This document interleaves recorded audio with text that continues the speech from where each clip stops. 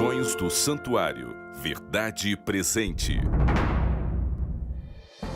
E chegamos à última festa do calendário religioso judaico, a Festa dos Tabernáculos. Deus pede que durante a Semana dos Tabernáculos todos celebrem com ramos de palmeiras e habitem em cabanas, porque essa deveria ser uma festa bem alegre, festa de gratidão pelas bênçãos materiais e espirituais alcançadas durante o ano todo. Bom, vimos que cada uma das festas tem aplicação antitípica e a Festa dos Tabernáculos também tem. Veja o quadro. Páscoa e pães asmos representam a morte e sepultamento de Jesus que libertou a humanidade da sentença eterna. A ressurreição de Jesus nos dá certeza de que em Cristo a morte será vencida definitivamente. A investidura de Jesus nos assegura que estamos nas boas mãos do nosso sacerdote rei. O sonido de trombetas nos assegura que Deus levará todas as coisas a bom termo, porque Jesus está atento aos tempos e estações.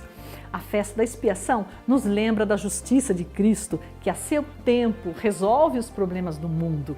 E, finalmente, a Festa dos Tabernáculos nos enche de alegria com a expectativa da implantação do reino de Deus na terra.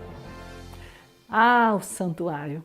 Estudando o santuário da terra, vimos que o sumo sacerdote, no fim da expiação, saía do Santíssimo, parava no lugar santo e vestia a roupa dourada com o peitoral de 12 pedras. Pois quando Jesus encerrar o juízo investigativo lá no santuário celestial, trocará suas roupas de sumo sacerdote e vestirá suas roupas de Rei dos Reis e Senhor dos Senhores. Então voltará à terra. Ai, que dia maravilhoso será o dia do retorno de Jesus! Mas antes de irmos para aquele dia no futuro, vem comigo para o passado. Lembra quando Jesus ascendia ao céu, retornando para a casa do Pai? Era o momento da ascensão e 2 anjos vieram para consolar os discípulos, dizendo: Varões galileus, por que estáis olhando para as alturas? Esse Jesus que dentre vós foi assunto ao céu, virá do modo como viste subir. E como é que Jesus subia? De modo visível, audível, palpável. Os discípulos viam Jesus, falavam com ele, o tocavam. Assim será o seu retorno. A Bíblia também diz que Jesus vem com as nuvens e todo olho o verá. Os anjos não disseram nada sobre sua vinda em 2 fases. Os anjos não disseram nada sobre o arrebatamento secreto. Por falar nisso, há um verso na Bíblia que diz assim: Assim será também a vinda do Filho do Homem. Então, 2 estarão no campo, um será tomado e deixado o outro. 2 estarão trabalhando num moinho, uma será tomada e deixada a outra. Será que esses versos se referem ao arrebatamento secreto? Será isso mesmo? Vamos observar o contexto. Alguns versos antes, Jesus diz que a vinda do Filho do Homem será como foi nos dias de Noé. E o que é que houve nos dias de Noé? Nos dias do dilúvio? Desinteresse. Jesus está falando que o mesmo desinteresse que houve no passado, nos dias do dilúvio, a respeito da vida espiritual, haverá nos dias da sua vinda. Trata-se da condição do coração humano e não da forma do evento. Isso são coisas bem diferentes. A Bíblia diz que Jesus voltará com todos os seus anjos e ressuscitará os mortos em Cristo. Nesse dia, os mortos em Cristo ouvirão a voz do Criador e num momento, num abrir e fechar de olhos, ao ressoar da última trombeta, a trombeta soará, os mortos ressuscitarão incorruptíveis. Os mortos em Cristo ressuscitarão e ouvirão aquela voz poderosa que bradará aos 4 cantos da terra: Eu sou a ressurreição e a vida. Quem crê em mim, ainda que morra, viverá. Jesus disse essa frase para a irmã de Lázaro, porque ela estava lamentando o fato de que Jesus não havia chegado antes do seu irmão morrer.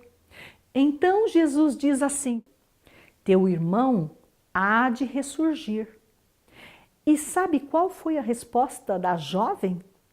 Ela tinha conhecimento escatológico e respondeu para Jesus: eu sei que ele há de ressurgir na ressurreição, no último dia.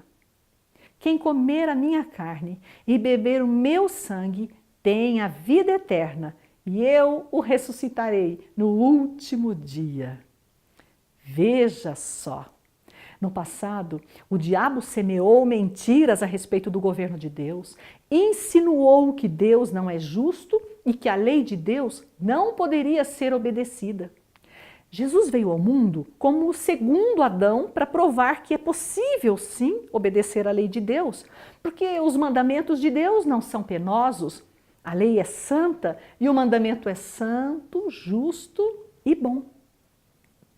Aquele anjo caído que profanou o santuário celestial com a injustiça do seu comércio, será destruído definitivamente.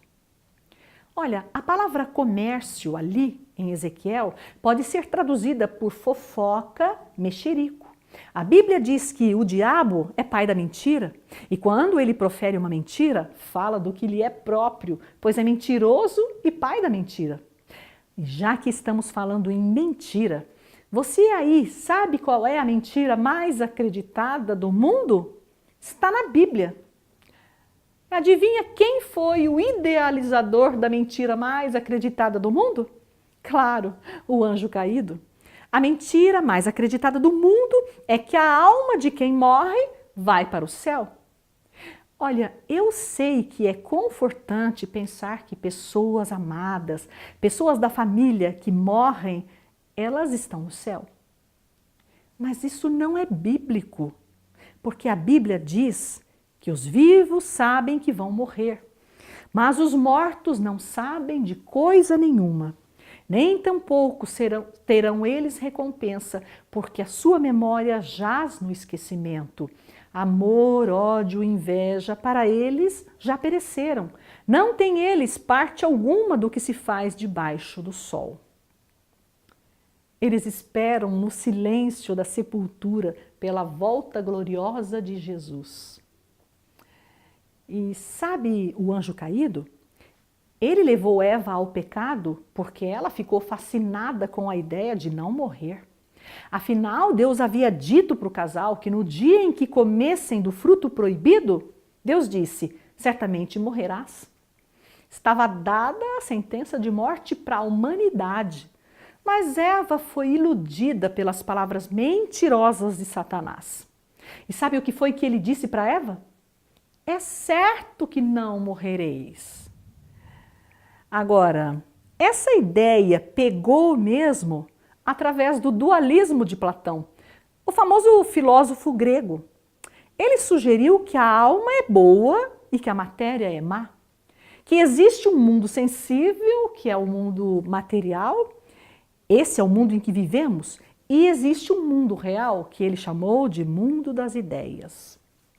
Para Platão, a vida material ou sensível é má porque sofremos, mas a vida inteligível ou o mundo das ideias é bom e pode ser alcançado através do conhecimento, claro que o conhecimento filosófico.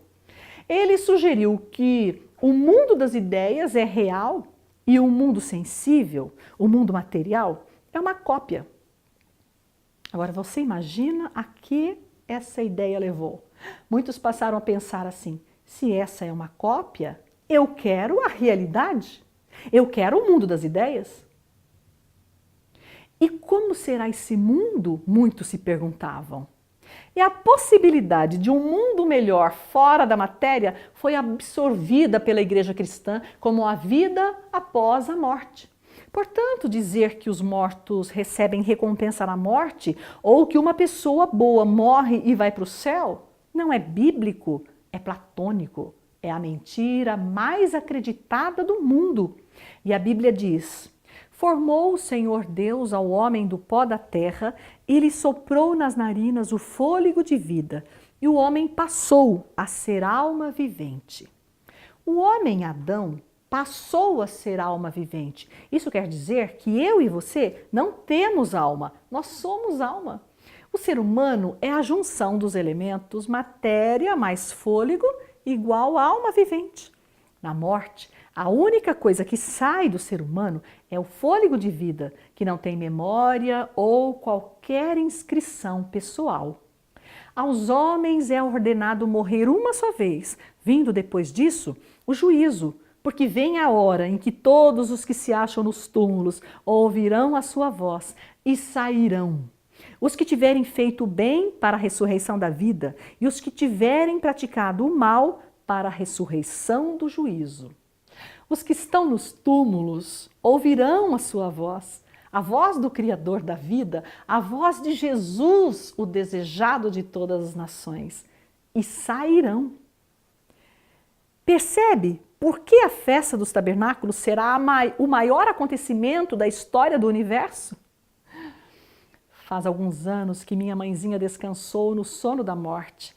E eu tenho esperança de que em breve, quando Jesus voltar nas nuvens, com poder e grande glória, a trombeta soará e os mortos em Cristo ressuscitarão incorruptíveis. E ela ressuscitará, renovada.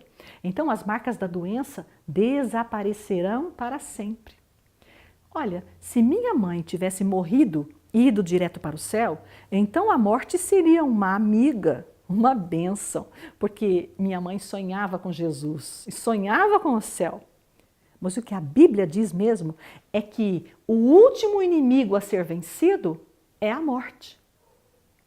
De acordo com a Bíblia, a morte é nossa inimiga, porque a nossa amiga, a nossa grande esperança mesmo, é a ressurreição.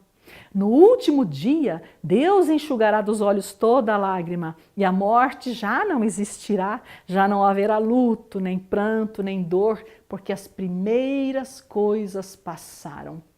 Que mensagem maravilhosa! Bem, em Daniel 2, nós vimos que nações e reinos se sucederiam, até que seria lançada a pedra que representa a fundação do reino de Deus na terra.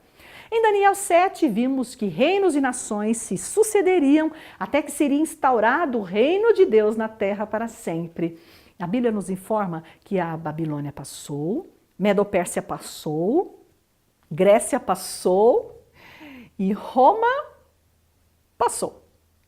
Após a sucessão desses impérios mundiais, a Bíblia nos apresentou a cena do juízo investigativo no céu e, em seguida, Jesus voltará como cumprimento da festa dos tabernáculos. Páscoa e pães asmos representam morte e sepultamento de Jesus. Primícias, sua ressurreição.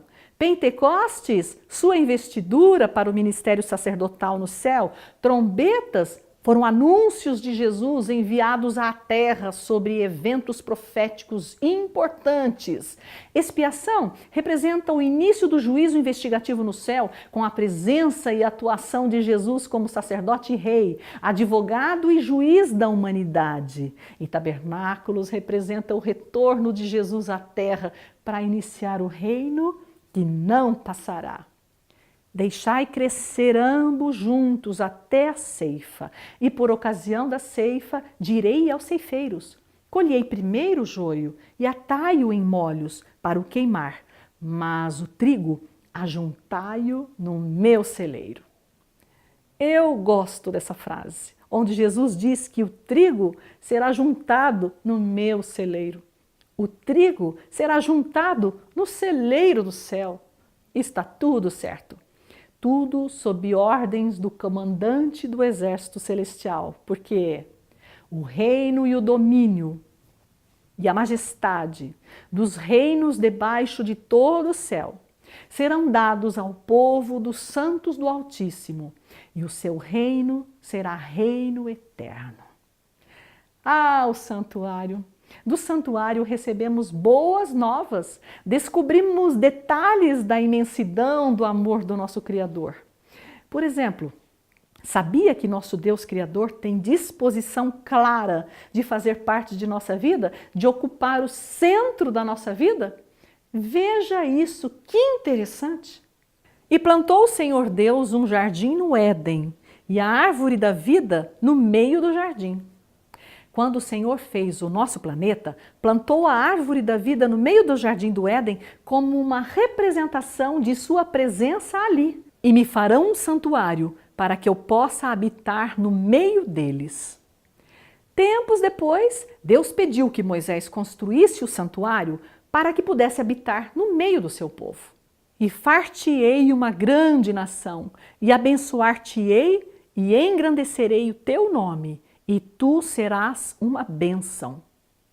Deus escolheu as terras de Canaã para seu povo habitar, fixou o seu povo no meio dos continentes habitados da época. Onde estiverem 2 ou 3 reunidos em meu nome, aí estou eu no meio deles.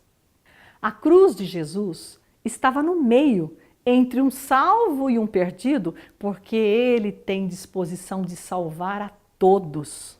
Porque há um só mediador entre Deus e os homens, Jesus Cristo, homem. 50 dias após a ressurreição, Jesus foi investido para o sacerdócio no céu.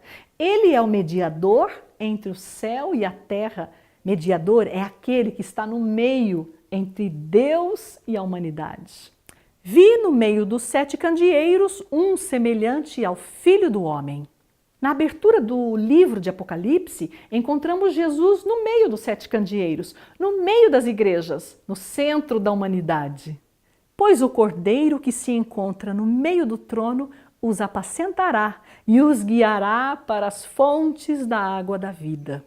E no capítulo 7 de Apocalipse, os salvos cantam louvores a Deus pela salvação alcançada em Jesus, o Cordeiro que está no meio do trono, apacentando seu rebanho.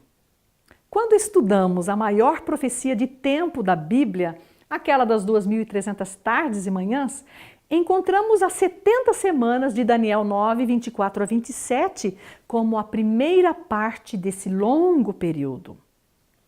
As 70 semanas estão divididas em 7 semanas, mais 62 semanas e uma última semana. Essa última semana é a 70ª semana, a mais importante semana da história da humanidade. Porque no meio da 70ª semana está o Messias na cruz. O meio da 70ª semana é o ano 31 da nossa era, quando Jesus foi pregado na cruz. 3 anos e meio antes foi o ano 27 e Jesus foi batizado. 3 anos e meio depois foi o ano 34 e Estevão foi apedrejado. E foi o fim das 70 semanas, o fim do período de graça dado aos judeus, enquanto povo eleito por Deus, para pregar ao mundo o Evangelho eterno. No meio da 70ª semana está o desejado de todas as nações, enviado ao mundo e pregado na cruz. Mas é lamentável que a grande parte dos cristãos desconstrua a maior profecia de tempo da Bíblia. Esse período profético comporta o Evangelho eterno em precisão matemática. Essa corrente tão engenhosamente construída por Deus tem sido demolida pela teoria do intervalo. Essa teoria separa a 70ª semana das demais semanas do conjunto.